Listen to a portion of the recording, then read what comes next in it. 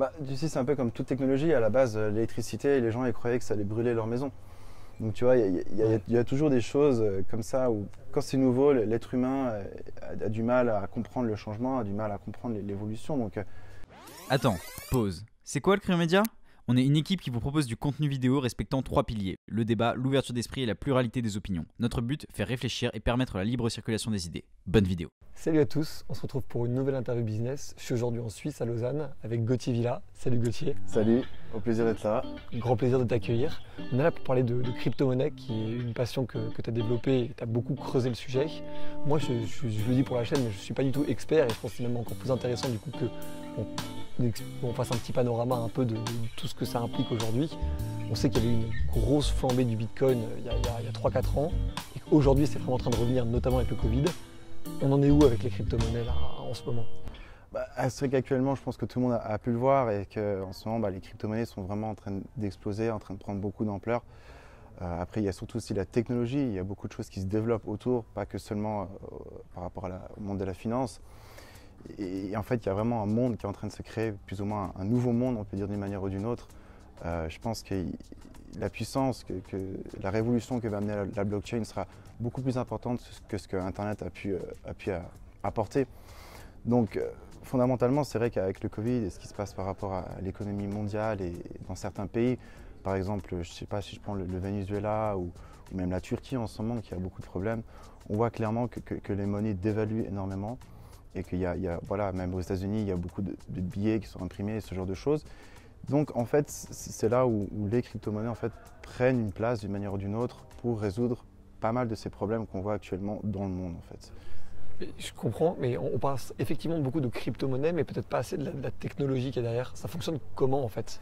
Ah, c'est une bonne question, mais je pense que je vais partir un petit peu sur le Bitcoin et de ce qu'il voulait résoudre comme problème, en fait, principalement à la base. C'était un réseau pair à pair qui permettait d'échanger du cash électroniquement.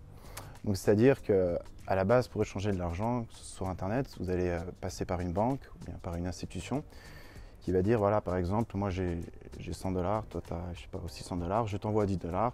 La banque va prendre mes 10 $, va inscrire sur ton compte un changement de compte, va mettre voilà, 110 $ chez toi.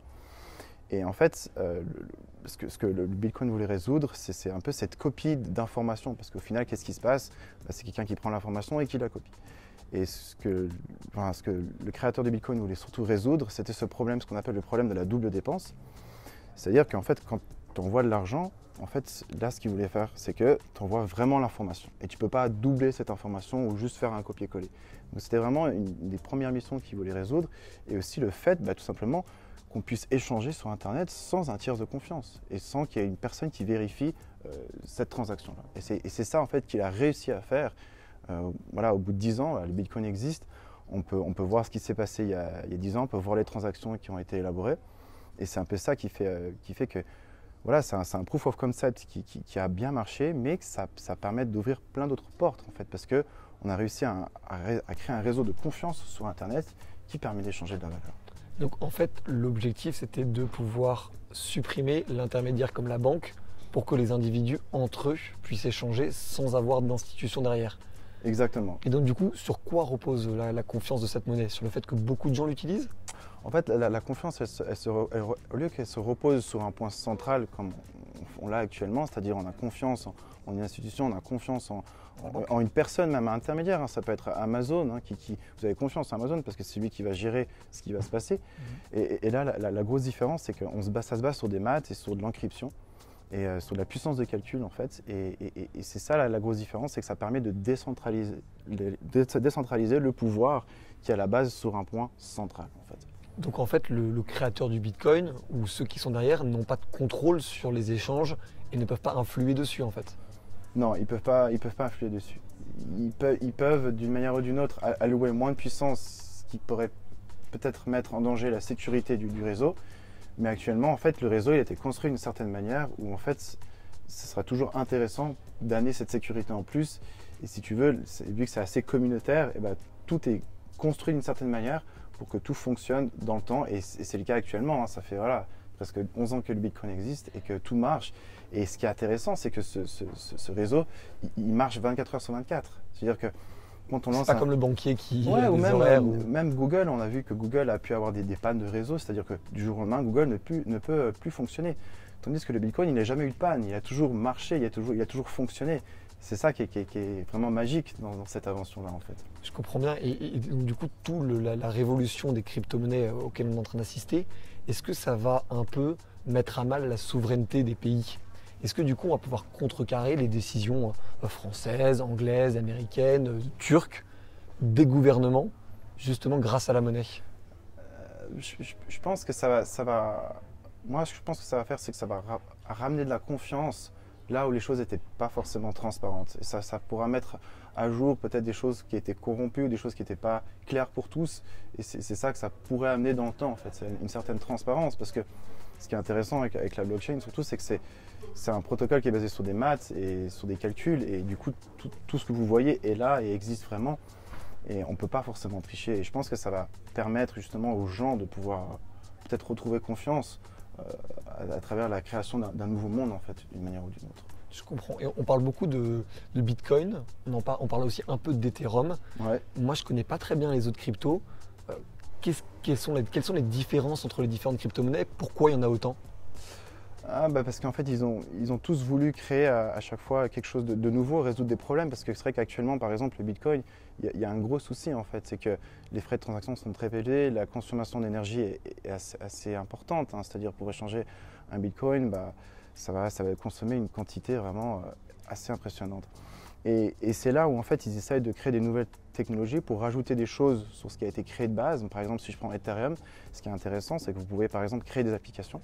Si par exemple un jour je meurs, automatiquement mon argent sera envoyé à une certaine personne. C'est ce qu'on appelle des contrats intelligents, c'est-à-dire que vous pouvez tout écrire et tout est d'une manière ou d'une autre automatisé, gravé dans le marbre et aussi automatisé. Et c'est là où en fait Ethereum est en train de vraiment prendre le dessus parce qu'on arrive petit à petit à créer des banques qui fonctionnent toutes seules automatiquement sans qu'il y ait une personne qui décide de quoi faire. Et ça c'est assez intéressant parce que voilà, actuellement, si vous mettez de l'argent dans un compte bancaire, vous allez avoir des taux d'intérêt assez faibles. Et là, avec ça, on peut créer des systèmes de prêts et d'emprunts automatisés de confiance où les gens peuvent toucher de l'intérêt sur leur argent et de manière assez importante, quoi. Est-ce que la crise de 2008, qui avait justement mis à mal énormément de confiance envers les banques et les institutions financières, est vraiment le début de toutes ces affaires de crypto-monnaie? Oui et non. Après, c'est vrai que la première transaction sur la blockchain Bitcoin, c'était, ils mettaient en avant, si tu veux, une headline d'un newspaper qui disait encore les banques ont été aidées par l'État. Et c'était un peu aussi, je pense, d'une manière ou d'une autre, un message subliminal. Ouais, populaire un peu. Voilà, qui disait, ok, c'est pas normal que les banques soient sauvées comme ça. Il y en a qui ont perdu leur travail, il y en a qui ont perdu beaucoup de choses. Et pourquoi est-ce que eux, qui n'ont pas forcément su gérer la finance des autres, ont pu être aidés par l'État? Je pense qu'il y avait aussi cette mission-là. Après, c'est pas forcément explicite, mais c'est vrai que ça faisait partie aussi de ce que les créateurs voulaient faire. Je pense c'était résoudre l'aspect finance qu'on avait dans le monde. Et d'un côté, ça a du sens, parce que quand on regarde la finance actuellement, c'est vrai que d'une manière technologique, ça n'a pas forcément autant évolué que ça. Et c'est vrai que là, avec la blockchain, on peut envoyer de l'argent de l'autre bout du monde à n'importe quel moment, à n'importe quelle heure, et on n'a pas passé par une banque, un gouvernement. Vous voyez, il y a quand même beaucoup d'étapes pour ce genre de choses, et ça résout aussi ce genre de problème-là, en fait. Et donc du coup, à part l'Ethereum et le Bitcoin, qu'est-ce qui est intéressant à creuser? Quelles sont selon toi même les quelques crypto-monnaies dont tu as trouvé la technologie intéressante? Moi, ce que je trouve vraiment, vraiment intéressant en ce moment, c'est la finance décentralisée. Et il y a beaucoup de choses qui sont en train de se faire parce que c'est vraiment le système bancaire tel qu'on le connaît, sauf vraiment automatiquement, tout fonctionne de manière automatique, que ce soit le prêt, l'emprunt, ou par exemple vous pouvez participer à ce qu'on appelle des échanges décentralisés. C'est-à-dire qu'actuellement, quand vous allez sur la bourse, c'est quelqu'un qui gère ces échanges-là, c'est quelqu'un qui gère l'action d'un tel, qui fait en sorte que la personne puisse la vendre ou la racheter. Et là, en fait, à travers la finance décentralisée, on arrive, si vous voulez, d'une manière ou d'une autre, à faire en sorte que les échanges soient libres, il n'y a pas une entité qui gère ces échanges-là. Et c'est là où je vois vraiment beaucoup d'ampleur par rapport à la finance qui va être complètement remodelée à travers la technologie blockchain et la finance décentralisée. Est-ce qu'il n'y a pas aussi le risque du coup que ça soit en fraude fiscale ou en argent sale, ça échappe au contrôle des États et des lois, ce genre de technologie? Non, mais bien sûr, il y a toujours des désavantages dans toute nouvelle technologie. On a pu le voir même avec Internet, hein, c'était aussi le cas au début, hein, et pour avoir de la communication, des choses qui ne jouaient pas. Mais je pense qu'il y a quand même des choses qui sont en train de se mettre en place, la régulation. Donc, bien sûr, il y a toujours un petit peu des fraudes. Mais après, il y a beaucoup d'études qui disent que voilà, le cash, c'est aussi quelque chose qui a été utilisé pour blanchir de l'argent ou bien faire des transactions un peu illégales. Et il y aura toujours cette part d'illégal dans quelque chose. On ne peut pas avoir quelque chose de 100% contrôlé. Bien sûr. Voilà, sinon après on s'oriente plutôt vers le système chinois où tout est contrôlé. Par l'État, oui. Voilà, et ça serait un petit peu dommage. Donc, ce serait pas ce qu'on souhaite. Ouais. Voilà, mais c'est des sujets qui sont en train d'être travaillés et je pense qu'il y a des choses qui vont se mettre en place pour que ce genre de choses n'arrive pas, bien évidemment.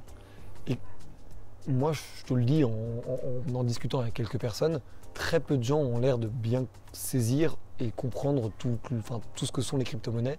Pourquoi, selon toi, c'est quelque chose qui est encore assez méconnu du grand public? Tu sais, c'est un peu comme toute technologie. À la base, l'électricité, les gens ils croyaient que ça allait brûler leur maison. Donc tu vois, il y a toujours des choses comme ça où quand c'est nouveau, l'être humain a du mal à comprendre le changement, a du mal à comprendre l'évolution. Donc c'est sûr qu'en fait, dans les pays développés comme les nôtres, comme la France ou la Suisse, c'est vrai qu'on n'a pas ce genre de problème où je sais pas, notre monnaie elle dévalue, elle perd 30% du jour au lendemain, ou je sais pas, où on a juste un portable, on n'a pas forcément la possibilité d'avoir des billets ou de ce genre de choses. C'est là où en fait dans ces pays-là où il y a vraiment un besoin, où ça devient presque vital, où c'est là où ça prend vraiment quelque chose de référence. Ouais. C'est ça, c'est là. Et ici, c'est vrai que c'est plus, on va dire d'une manière ou d'une autre, l'aspect technologique qui prend aussi de l'importance. Parce que ce qui est intéressant avec la blockchain, c'est qu'on peut authentifier, certifier des choses, soit même les grandes marques qui ont commencé à mettre en place cette technologie. Donc voilà, c'est vrai que par rapport à la finance, c'est vrai que c'était la première mission. C'est vrai que c'est en train de résoudre ce problème-là dans pas mal de pays en fait. Et c'est là où c'est vraiment beau parce que ça aide les pays les plus pauvres et les plus démunis, quoi. À avoir un peu de stabilité. C'est ça, par rapport à un gouvernement qui peut être instable ou une monnaie qui n'est pas forcément de confiance, quoi. Merci beaucoup Gauthier. Merci à toi. Plaisir. Merci beaucoup de nous avoir suivis. Je vous laisse retrouver la chaîne de Gauthier sur les crypto-monnaies. Je vous mettrai le lien dans la description. J'espère que ça vous a plu. C'est important de comprendre cet aspect-là des avancées du monde parce que c'est effectivement quelque chose qui va, quoi qu'il arrive, prendre de l'ampleur dans les années futures. Donc je vous laisse vous intéresser. Gauthier sera un bon réceptacle pour ça. Merci beaucoup de nous avoir suivis et puis on se retrouve très bientôt sur Créa. Ciao. Let's begin with the story